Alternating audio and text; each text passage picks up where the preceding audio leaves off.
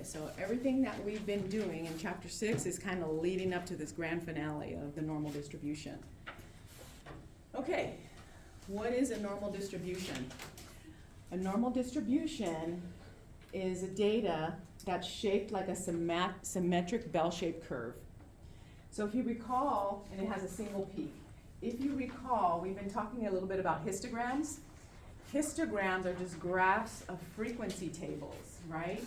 That have the data, you have your data, and then you have your little bar charts, right? And we talked about superimposing a curve on top of that. Well, the normal distribution would mean that the data is fairly representative of this bell-shaped curve in the histogram. So if we were to superimpose a curve on it, it would be a distribution that's bell-shaped curve like this. So it has a single peak, and right in the middle would be the mean, the median, and the mode of the distribution.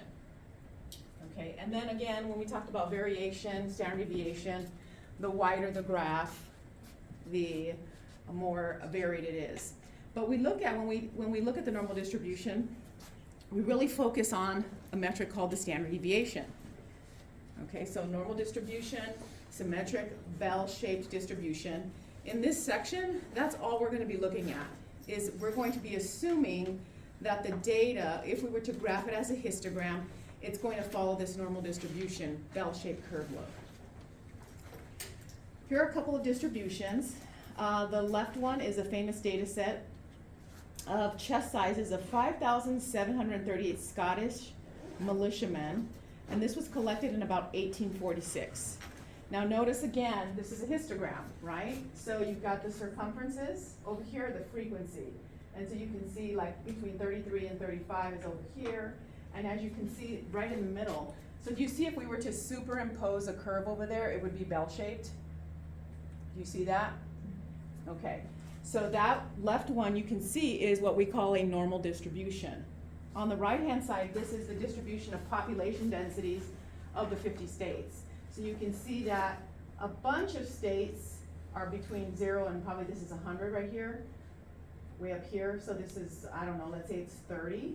And then you get down here, 100 to 200, and then 200 to 300, 300 to 400, and you can see how it's spread. If we were to superimpose a curve over that, that would not be a normal distribution, right? Because I would start here and I'm going like this, right? So it's really skewed. That one's just going to be a right skewed, where your tail is over to the right. We talked about left skewed, we talked about right skewed previously. So the left one is a normal distribution. That's what we're going to focus on in this section, is that the data looks like a normal distribution.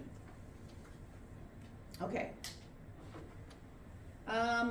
Okay, so just a few things about data sets that follow a normal distribution. Most data values are going to be clustered around that center area. That's why it has that single peak in the middle. Data values are going to be spread evenly around the mean, and that's why they call it a symmetric distribution. Larger deviations from the mean are increasingly rare. So meaning those tails on the left and right hand side, you have very few data values typically.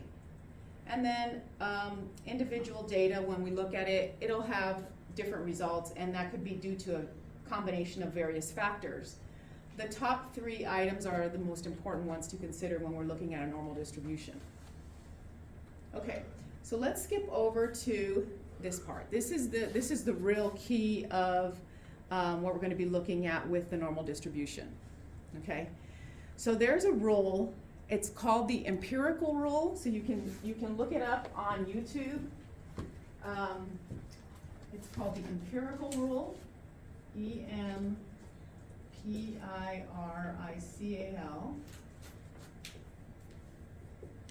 Also known as the 68-95 99.7% rule for a normal distribution. Okay, so with a normal distribution, if we assume a data set is normally distributed, we can assume, because it's been shown, that 68% of our data is going to lie within plus or minus 1 standard deviation from the mean. That's what these are. These little circle things are called sigmas. This is 1 standard deviation or 1 sigma. This is 2 standard deviations or 2 sigmas, and this is 3 standard deviations. And then we have the left-hand side, -1 standard deviation, -2.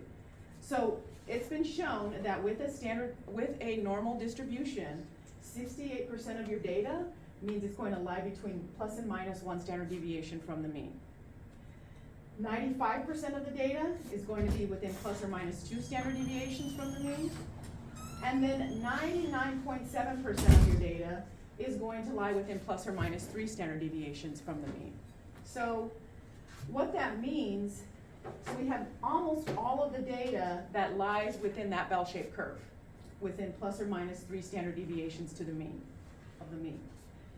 What that means is there's still a small percentage left that are going to be considered outliers, right? Because how much of the data do we have? What percentage would you say? What, if we have a data set, it's 100%, right? So we have 100% of our data, but only 99.7% of it is going to be within the plus or minus 3 standard deviations. So that means we have 0.3% of our data that can be assumed to be outliers, meaning it's going to be over here or to the left. Okay, so you have 0.3% outliers, 0.15% on the right-hand side, 0.15 on the left-hand side. Does that make sense? Okay, so we're going to be, and again, this has been shown, so you don't have to know what has been done to actually show it. It's been proven theoretically. It's also been proven in statistics. So you can just assume, if we are assuming that data follow a normal distribution, 68% of them are going to be between this and this, 95% are going to be between plus and minus 2, and then 99.7 will be between plus and minus 3. And now we're going to do a bunch of tricks using this empirical rule. So if you didn't write this down or you don't have your PowerPoint presentation, maybe take a quick picture so you can follow along as we're doing the practice problems. Because we're going to be doing some practice problems that involve this particular rule.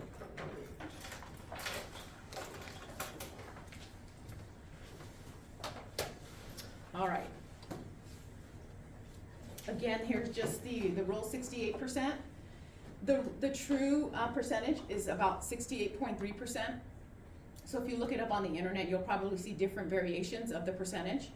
This one is more precise, 68.3%.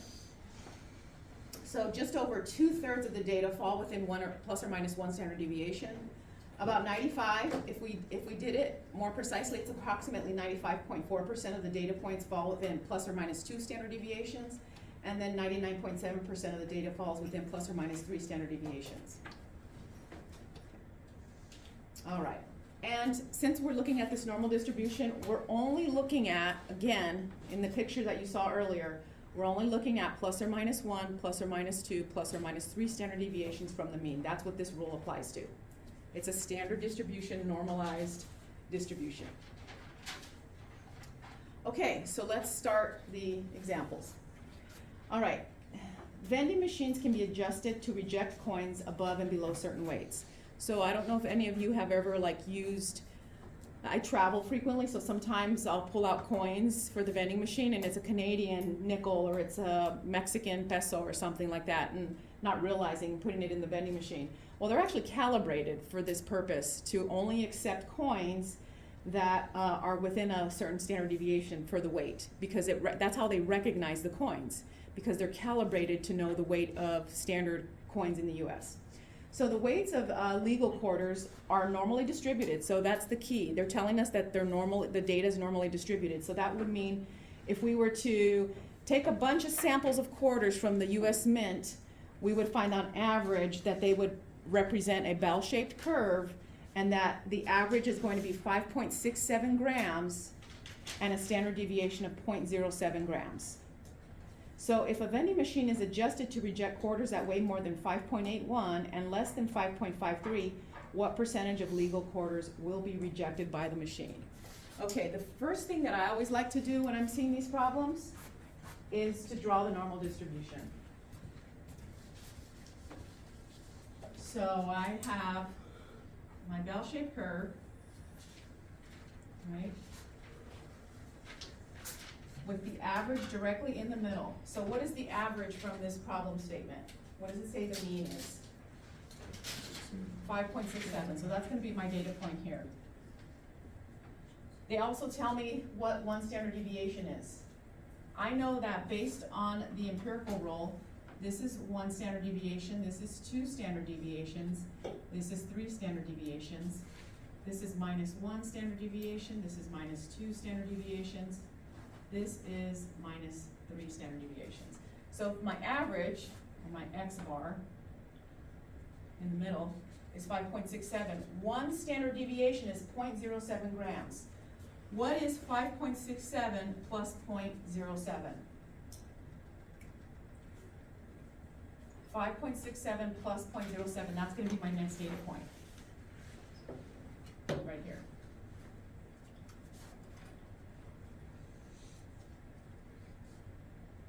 What is 5.67 plus 0.07? 5.74, so that's my next data point. What is 5.74 plus another 0.07?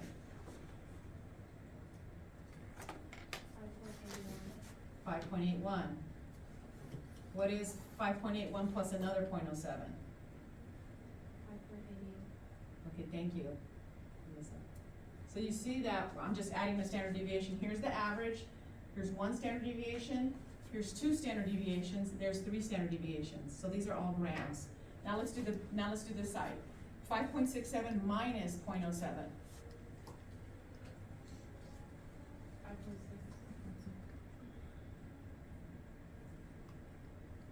Okay, 5.6 minus 0.07. And then 5.53 minus 0.07. Thank you. Okay, so 5.46. So you can see all of our values. So we have the average, we have the data values, each of the data values that we have. And now we know that based on the empirical rule, or the 68, 95, 99.7% rule, it stated that if you go back to the picture or the notes that you took, what percentage of the data is going to lie within plus or minus one standard deviation? Dylan knows.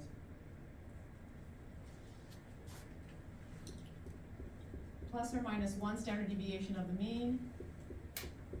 What percentage of that data lies between those two values? 68?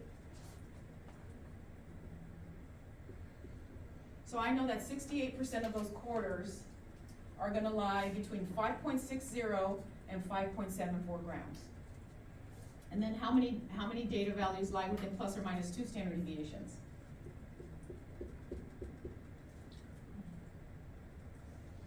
Mika? You know, right? From the picture? Mm-hmm. What percentage of the data? The next one? Yeah. 95. 95% is going to lie between here and here. And then between here and here, almost all of the data is going to lie between here and here, which is 99.7%, right? Okay, so if we put this in layman's terms, we have our average. We have one standard deviation, two standard deviations, three standard deviations of the mean, -1, -2, -3 standard deviations of the mean. 68% of our data is going to lie between 5.60 grams and 5.74 grams. So if we were to randomly sample those quarters, we can assume that those quarters, 68% are gonna weigh between 5.60 grams and 5.74 grams. 95% of the quarters are gonna lie between 5.53 and 5.81 grams. Then 99.7% of them are gonna lie between 5.46 grams and 5.88 grams. Anything outside of that is going to be, those are going to be outliers. Those are going to be rejected. But in this case, it says that the vending machine is adjusted to reject quarters that weigh more than 5.81. So it's calibrated at the 2 standard deviation point, because if it weighs more than that, it says reject. So this is the reject zone in this example.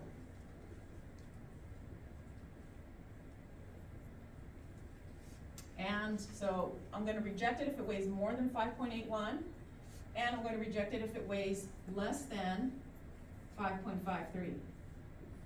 So this way. So anything in this is going to be in the rejection zone. Okay, so you see that? So what they want to know is what percentages then does that represent? We can do this backwards with the math, right? Does anybody have an idea?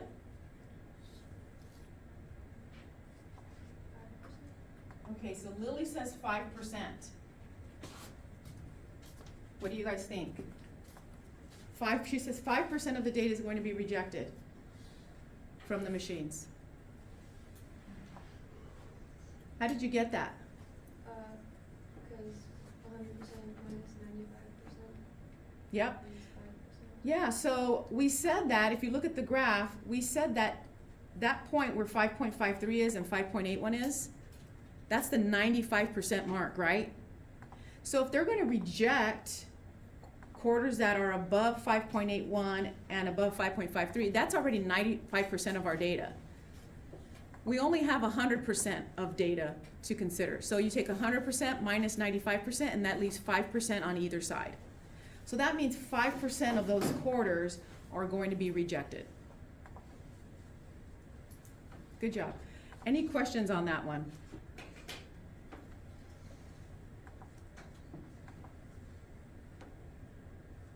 The description shows here. Okay, so again, on the graph, a weight of 5.81 is 0.14 grams or 2 standard deviations above the mean, and weight of 5.53 is 0.14 grams or 2 standard deviations below. So we know that 95% of the data is going to lie between 5.53 and 5.81. If we reject them, that means that 5%, because it's 100% minus the 5%, are going to be rejected. So that's why I say the best thing to do is to draw the graph when you're doing these types of problems. To draw it, see where those standard deviations lie, use the empirical rule to look at your data, and then take it from there. Okay, so let's do another example from the book. Okay, here's another example, SAT scores. Okay, you're probably familiar with the SAT. Okay, so SAT scores are actually created. I know that they've changed over the years, so this is a little bit older. Maybe the newer edition has these scores now. I think the way they score it changed. But anyway, previously, SAT scores are normally distributed. Okay, so that the average is typically around 500. With a standard deviation equal to 100. It says interpret this statement according to the 68, 95, 99.7% rule. Again, if we draw the graph with the SAT scores, so we draw the bell-shaped curve, the average is right here in the middle. They tell us it's 500, right? So 500, and then each one standard deviation is equal to 100. So that's why our next data value is 600, 700, and 800. And then if you subtract 100 from the left, 500 minus 400, 500 minus 300, 500 minus 100 is 400, 400 minus another 100 is 3, and then minus another 100 is 2. So basically what this is saying, if we look at the graph, is that 68% of our SAT scores in a normal distribution are going to lie between a score of 400 and 600.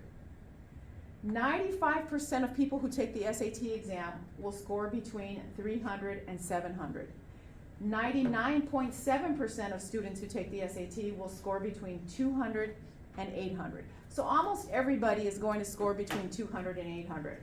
But we also have 0.3% left, right? So that means that 0.15% are going to score higher than 800, and 0.15% are going to score lower than 200. Those are our outliers, the low outliers and the high outliers. So in this case, if 68% of students who take an SAT exam lie within 400 and 600, and we have 1,000 students in our sample, how many can we assume are going to score between 400 and 600? if we have 1,000 students?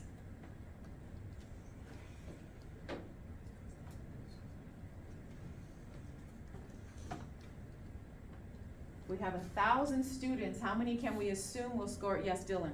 680. Okay, so how did you get 680? I got 68% of the 1,000. Yeah, 68% of 1,000 students. Yeah, so that means 680 of them will score between here and here.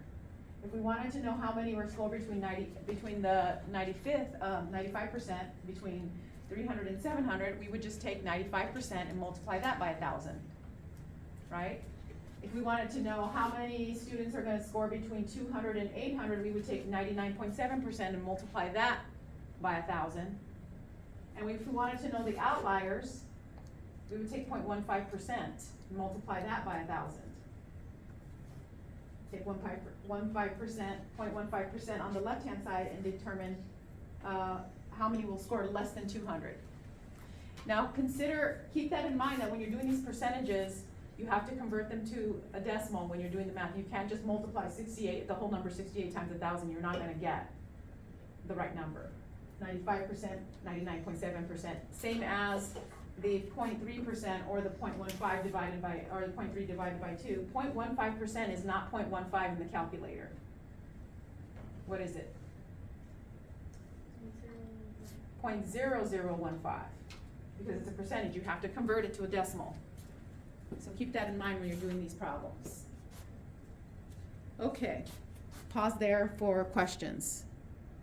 Okay, normal auto prices. Okay, so a survey finds that prices paid for a 2-year-old Ford Fusion cars are normally distributed with a mean of 17,500 and a standard deviation of 500. Consider a sample of 10,000 people who bought a 2-year-old Ford Fusion. There's 3 questions. How many people paid between 17,000 and 18,000? How many paid less than 17,000? And how many paid more than 19,000? So I know you're looking at the solution already and like, oh, okay, yeah, I get it. But what I'd like for you to do is draw the distribution, so that way you can see it visually.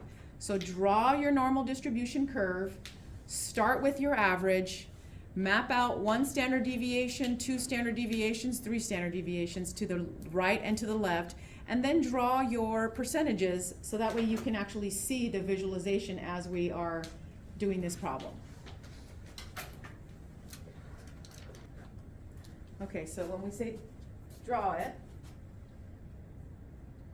so we draw our bell-shaped curve.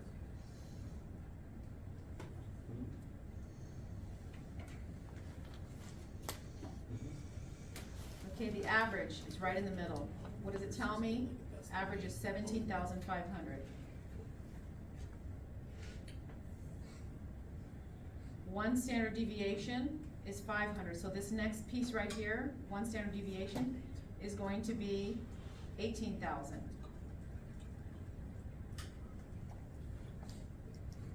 2 standard deviations is going to be 18,500.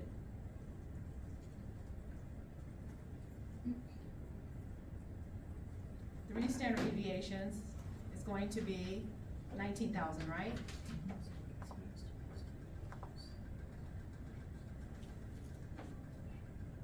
Okay, to the left, I have 1 standard deviation, 2, 3 standard deviations. It's not perfectly even, but you get the idea. So this is going to be 17,000 to the left, minus another standard deviation is going to be 16,500.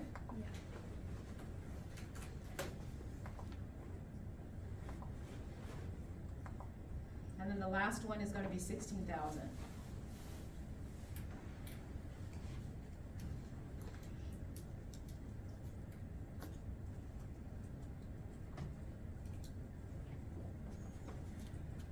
Okay, so we have all of our standard deviations. Our normal distribution rule says that 95% of my data, or I'm sorry, what percentage should that be? 68%, right?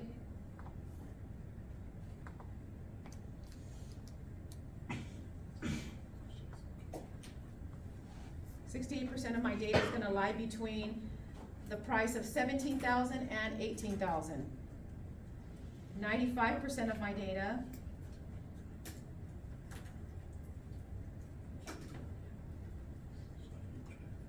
is going to lie between a price of 16,500 and 18,500. And now I'm gonna have this down here with barely enough room to write it.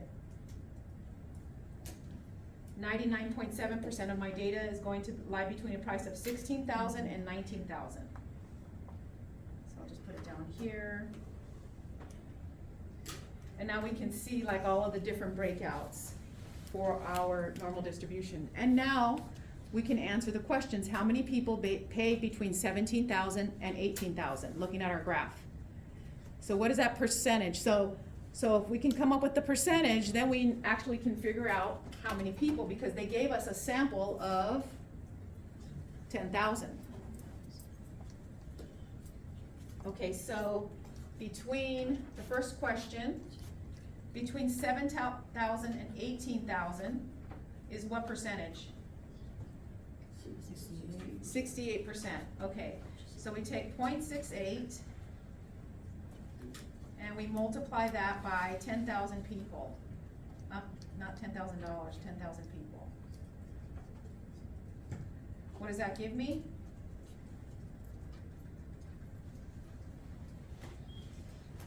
Is it 6,800? So 6,800 people. 6,800 people paid between $17,000 and $18,000. How many people paid less than $17,000? They're saying less than 17. Okay, so this is a little tricky. Less than $17,000. So they want to know how many people paid this way.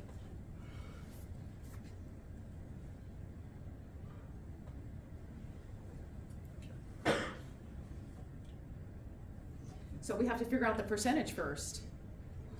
Are you raising your hand? No, No. I'm just judging. Okay, so the first one was easy because it follows the empirical rule, but does anybody have any thoughts around what percentage might be the percentage?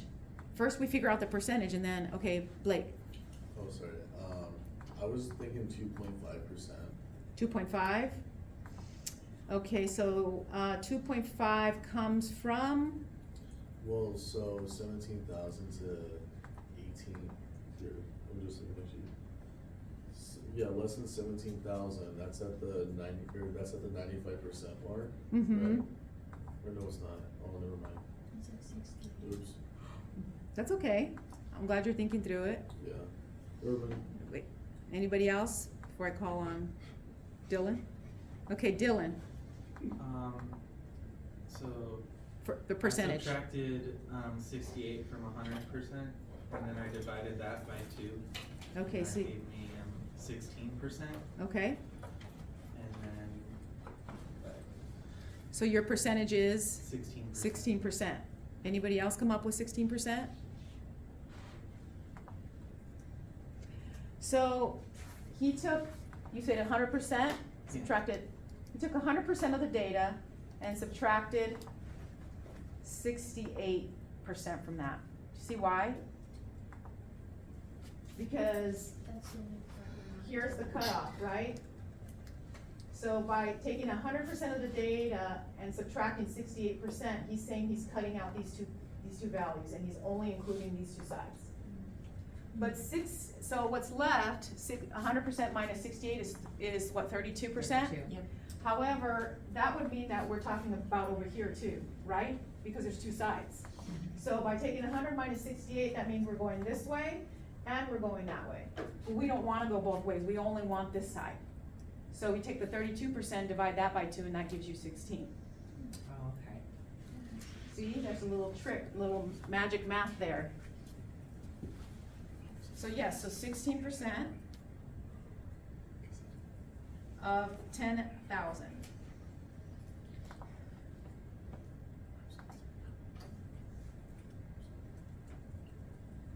What is it, how many people is that?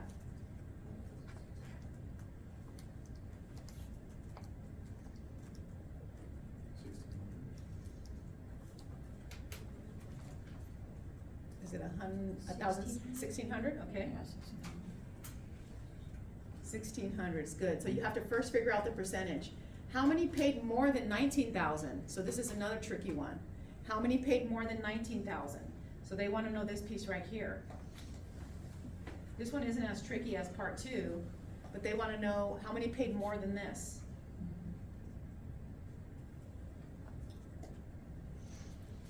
How many paid more than 19,000? So let's come up with the percentage first.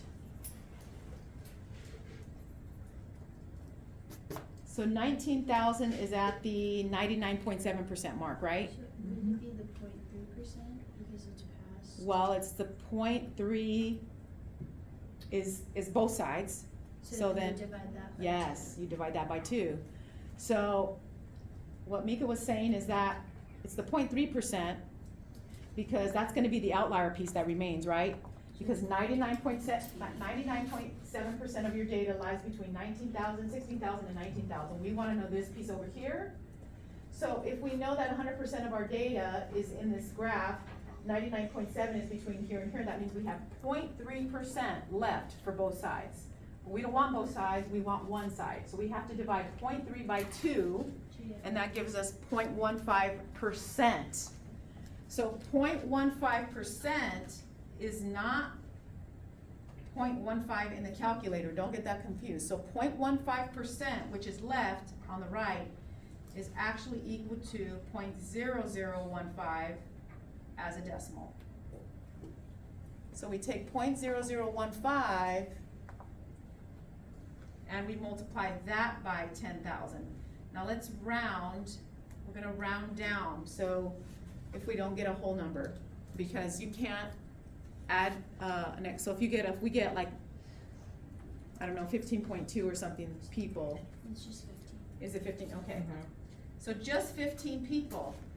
Those are the suckers that are gonna pay more than $19,000, right? Unless that car was really awesome and had all kinds of extra, yeah, it's a Ford Fusion, so I don't know if it had nice wheels or something, or a good system. But that 15 people out of there will pay more than $19,000 from the average. And you can see that that's greater than 3 standard deviations. Okay, questions on any of these ones that we just looked at? Do you see what I mean, how it's so helpful to just draw the graph? When you draw the graph, you can really see the problems a lot better. Okay, let's do some more practice on these ones. So 21, okay. So the scores on a psychology exam were normally distributed with a mean of 67 and a standard deviation of 8. And then we're gonna answer those questions, but first, let's draw the example.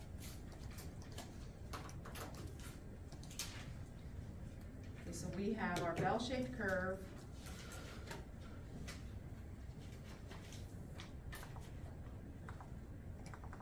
And they were normally distributed with an average of 67, so the mean is right directly in the middle, and a standard deviation of 8. So that means that one standard deviation is gonna be 67 plus 8.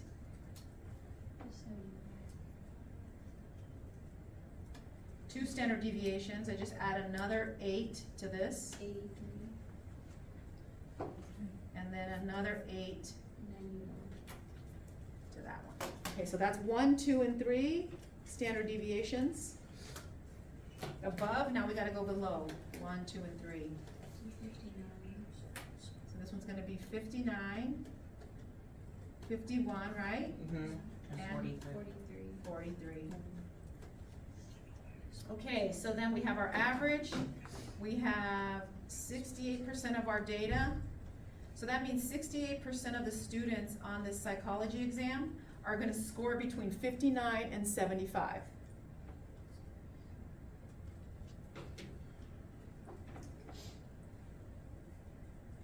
%95 of them will score between 51 and 83. And then almost all of them are going to score between 43 and 91. And then anybody who scores less, higher than 91 is an outlier. Anybody that scores less than 43 is an outlier. And so now we can use this graph to answer these questions, 21 through 24. Whoops.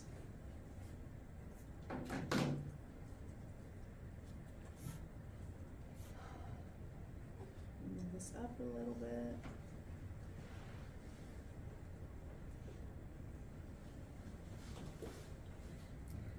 Have that graph, and we can answer those questions.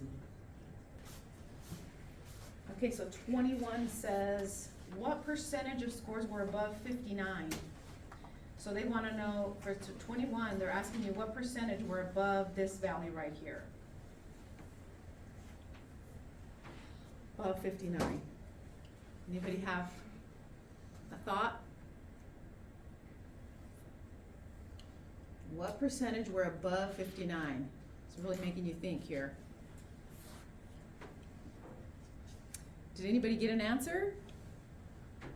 Anybody other, okay. I put 41%. You put 41, okay. So you got 41, how? Just 100 minus 59. 100 minus, 100 minus 59. So you use the data value as opposed to the percentage. You don't want to use the data values, you want to use percentages. Okay? Thank you for trying and actually speaking up. I know others did it. Don't want to speak up? Roxanne, do you have any thoughts? I'm for some reason trying to. Us together came up with 16%. 16%? Okay.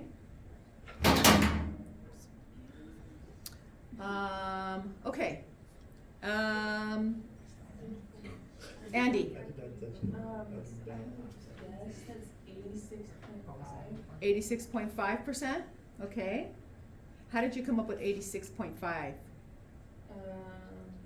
What was your thought process? So I just took 99.7, divided it by 2. Okay. And then I took 68 and divided that by 2, and then I subtracted the result from the 99.7 divided by 2. And the 68 divided by 2, I subtracted 49.85 minus the 34, and I took that 13.5 and I subtracted it from 100%. So you did a lot of Yes. subtractions. So I think you have the right idea with what you're doing with the taking a look at the bigger picture, subtracting, adding back. Dylan, what did you come up with? I got 84%. Okay, 84%. So you were really close, and 84% is correct. So tell us how you got 84%. So I subtracted 68 from 100 again, and that gave me 32, which I divided by 2 to get 16, and then I subtracted that 16 from 100. Okay, so you do the adding and subtracting and all of that too. So yeah, so he took 100 minus 68 first, divided that by 2 to get the 16, and then what was the last step? Say that again? 100 minus 16, okay, yeah. So the reason why he divided the 68% by 2 is because we just want this little piece right here, right? Another way you can do that is, if we're looking at greater than 59, right? So we're looking at greater than 59, which is this way. If I cut the graph in half, from here on over, what percentage of data is that if I cut my graph in half? 50%. So 50% of my data is right here, over to the right. 67 and above, 50% is 67 and less. I'm just looking at it in that way. But we also know that between here and here is 68%. So if we divide that piece by 2 to get this little piece right here, this little area right here, that's gonna give us what, 32%? Or was it? 34, sorry, 34%. So if I take 50% of the graph, plus this little piece right here, that's 34%, it's 84. So 50 plus 34 is 84%. And you can do that the reverse way too. Okay, so 84%.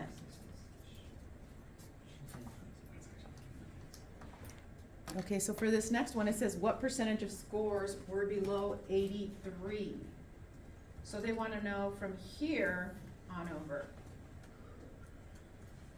From here on over. So we already have this entire half over here, right, that we're including? And then we need the value right here from here to here. So did anybody try that one and get an answer? Using the similar process that we just used. Yes, Bryson.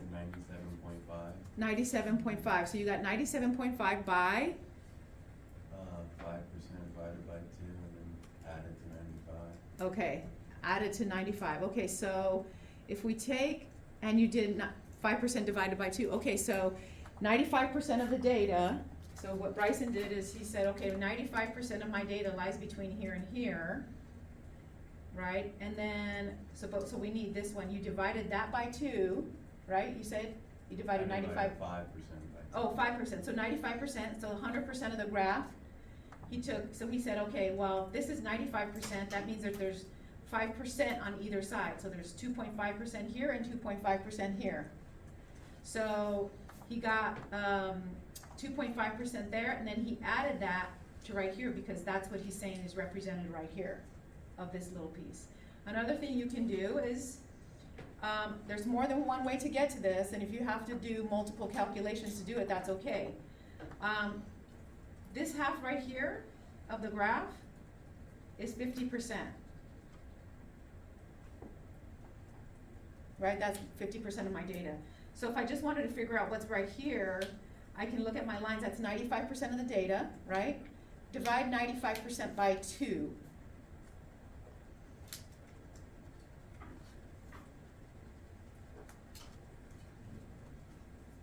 And that'll give me this piece right here.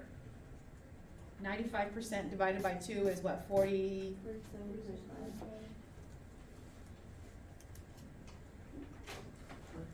So it's the same answer, just a different approach.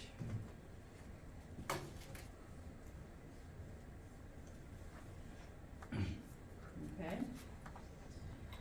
Okay, the next question says, a failing grade on the exam was anything 2 or more standard deviations below the mean. So then what was the cutoff for a failing score? The first part. What was the cutoff for a failing score? 2 standard deviations below the mean is which of these values?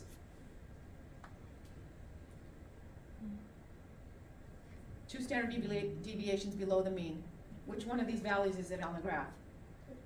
51. Because this is 1 standard deviation below, this is 2 standard deviations, and this is 3. So the question was that the cutoff was 2 standard deviations below the mean. So that means that the cutoff score for part A of 23 is 51. So the cutoff score was 51 for a failing score. So if you didn't get anything 51 or better, you're done. Approximately what percentage of the students failed? So now that we have this, they want to know how many students failed. So they want to know how many students were over here in this area. Or I'm sorry, is it the percentage? Yeah, they want to know the percentage, not how many students, because we don't know that value yet. So Lily got 2.5%. How did you get 2.5%? Because there's 2.5 on either side. Yeah, so there's 2.5% on either side because 95% is right here, so it's shaded in right here. Right, 95%, so that means there's 2.5% here and 2.5% here, right? Because 100% minus 95 is 5%. So we have 5% left, and that's gonna be 2.5% here and 2.5% here. Well, we don't want over here, we want over here. So that's gonna be 2.5% of the data, of the students. So 2.5% using this rule scored less than 51. And then the last question is, if 500 students, so they're giving you the total sample, if 500 students took the exam, how many students scored below 75?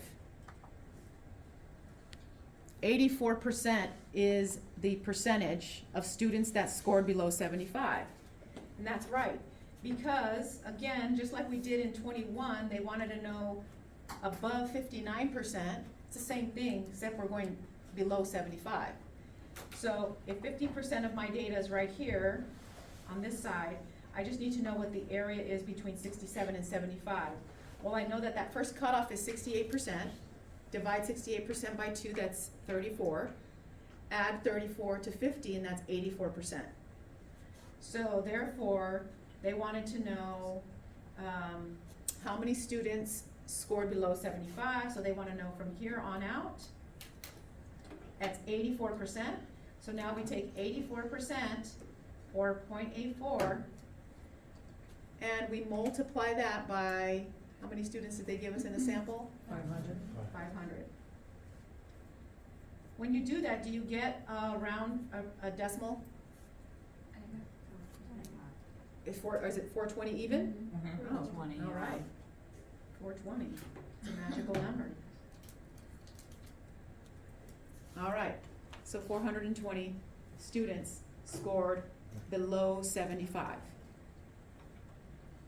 So do you see how you have to use a little bit of, it's math, and it's also including the empirical rule information that you have in there. So we did a combination of all of that to solve this particular problem and answer those questions.